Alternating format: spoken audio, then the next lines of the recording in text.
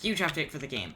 Not only is there a new physics system, but also it's third person now. Which, if you watched the previous video, you're probably like, whoa, this is new. Well, this is the testing area. And also, it's third person, as you can see. The character isn't exactly the most amazing 3D model ever created. Also, doing this can cause some moderate issues. But I'm sure I'll fix that eventually.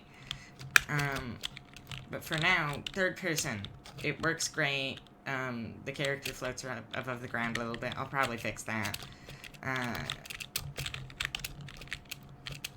I'll probably also give the player a sprite eventually. But for now, this is what you get. The new physics system has things like friction and not being lame. It also really struggles with going up slopes. Luckily, the jump button is there. There's things like fall acceleration. There's just jumping overall is significantly improved in terms of feel.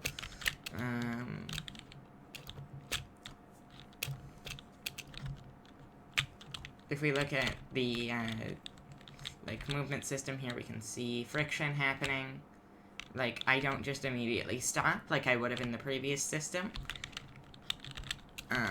Friction doesn't apply differently in the air, unfortunately. I couldn't get that to work super well.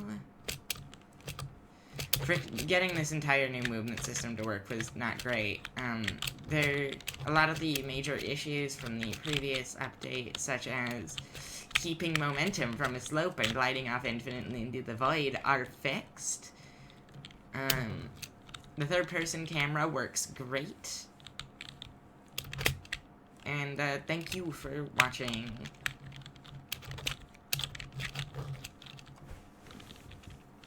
If you have any questions or anything like that, comment. And with that, bye.